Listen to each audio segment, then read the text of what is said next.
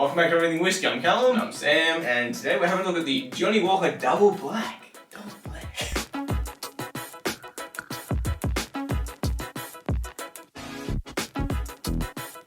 Alrighty, so Double Black. This is like another throwback. Are we feeling a bit nostalgic lately?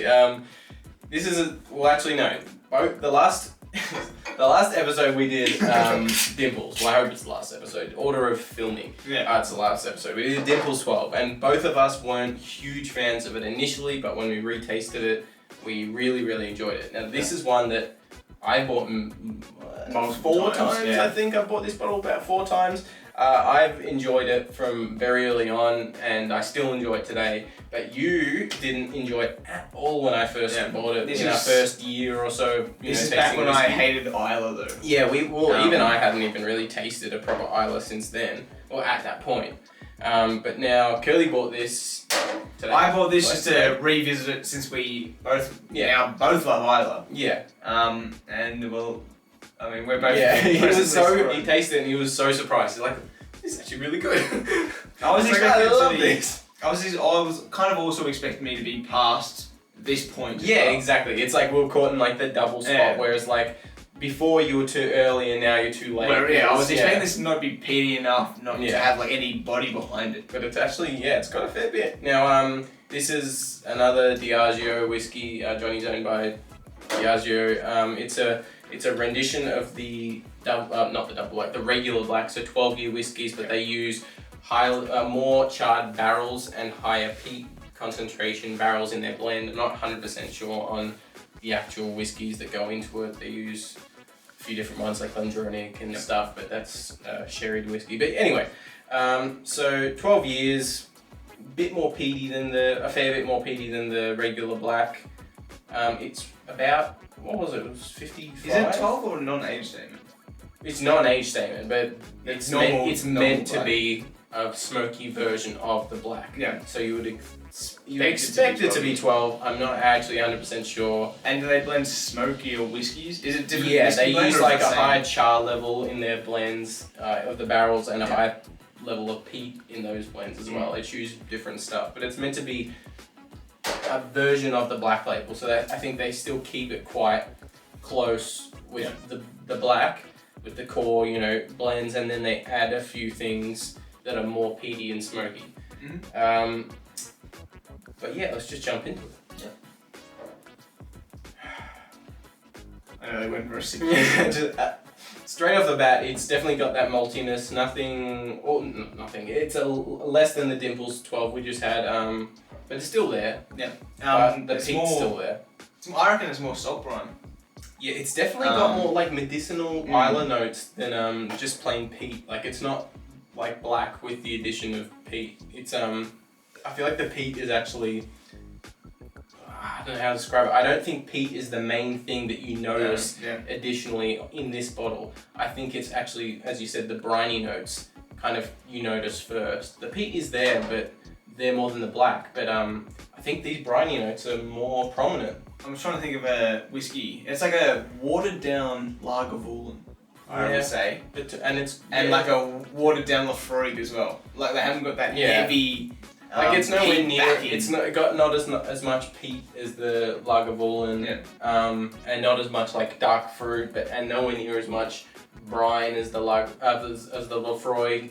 Nowhere near as much brine and salty seaside notes.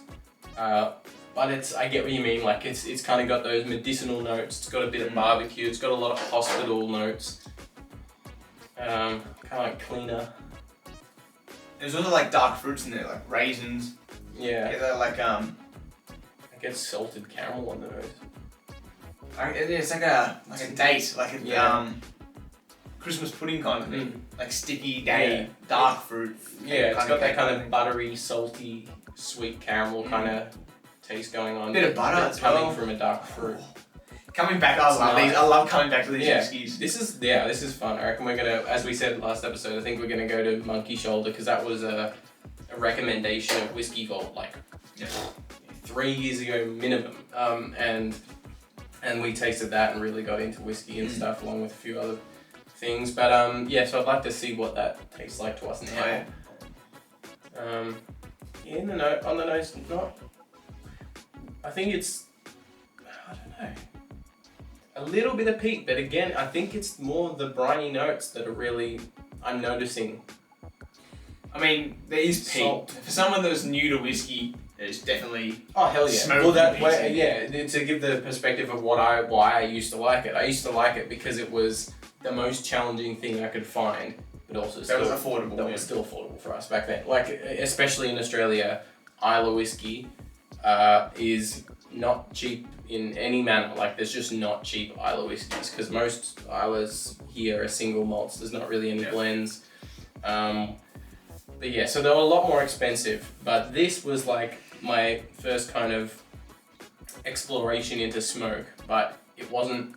It was kind of like a stepping stone. You know, it wasn't expensive and it wasn't too smoky. So it really kind of, it was interesting to me and it was kind of challenging. And you know when you want to taste like, it's like maybe for a lot of people it's the sentiment behind wanting to taste stag because you kind of want to get just hooked across the face. That's kind of how I treated this back in the day when all whiskey was challenging. But I definitely don't get any of that now. It's just, it's very tame, but it's got a lot of interesting notes that I didn't notice before, to be honest. Yeah.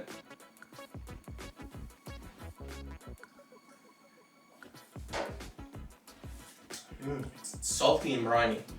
So much nostalgia. Yeah. Just floods back. Again though, I'm not getting a ton of peat. I mean, like it's there, but it's not what my mind automatically goes to. It's the salt and brine. I go brine. Yeah. This is like a, as I said before, More like watered down like a Vaughan, a lessened version of Lafroig. Yeah. The core flavours are there, but Lafroig obviously ramps it up because that's what they focus on. Yeah. Whereas this is, and this is blend. That's probably why this is sweeter as well. Yeah. It's shorter. It's less thick, but I mean it's 40%. But so is Lafroig. Like what is in Australia? I think it's a bit. I think it's like 43. It depends on the bottle. Everywhere else anyway. But also Lafroig is nearly, well not nearly double. What's this? Like you call it $60 flat? Yeah. Maybe I'd around call it $60. 60, 70. Lafroig is 90 to 110. 90 to 110 in Australia, so it's a decent jump up. It's also a decent jump up in like challenge levels. So if you're not ready for Lafroig, this might be a really good stepping stone, as it was for me. But yeah, I think it's a really good whiskey. It's interesting. Like the taste is quite similar to the nose, more salt and brine even than the nose. Bit of honey as well. I'm getting now on the taste. That's probably why it would be a good stepping stone because there's still those sweet flavours. Yeah, there is honey. Bit of bit of savoury notes in there. Yeah. Whereas Lafroig kind of skips over that and it becomes more like dependent on the. It's like seafood, but it becomes more dependent on the smoking of. Yeah. It's like relying on being kind of like a flavour curveball, I guess. Whereas this, you can still pull out different sweetnesses and different flavours. And notes that are quite regular for more basic whiskies. So I think it would be a good stepping stone. We'll add some water to this. Yeah, on the taste I definitely get the maltiness, though it's tamped down compared to something like a Highland Park or even a Dimples. The peat is there, not in the way that some people might describe, although it might be more so depending on where the hell you are in your whiskey journey, I guess. Yeah. Brine, quite salt, a bit of sweetness as well though. decent amount of sweetness, bit of honey, bit of toast cereal, a bit of fruit, maybe like dried apple. This brings out the fruits a bit more, right? Yeah, a bit more raisin or something in it. I get a bit of green apple as maybe well. even a bit of apricot. Apricot. What's too much? You're not American. What's too much?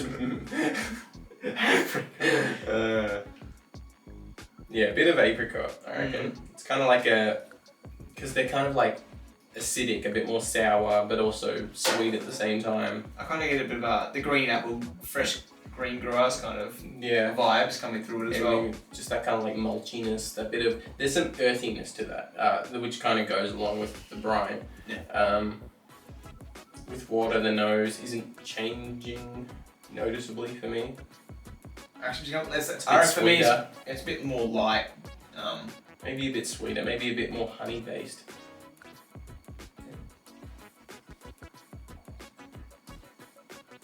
Ooh. Hey, that was spikier for me.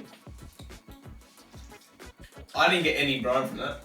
It was just I got more burn. it was a bit more, yeah, just burn and It just was like die. burn, sweetness, burn, dead. Is it? It was for me.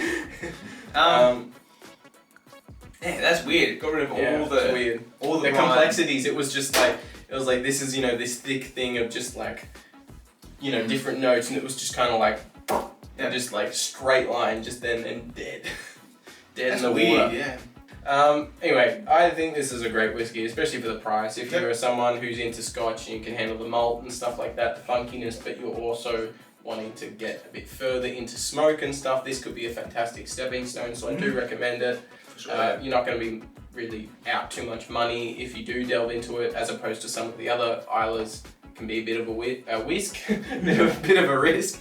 Alrighty, thank you very much for watching this episode of Everything Whiskey. If you liked it, please leave us a like. If you want to see future episodes from us, maybe considering hitting that subscribe button. If you do, we'll see you in the next one. We've got very little left. Cheers.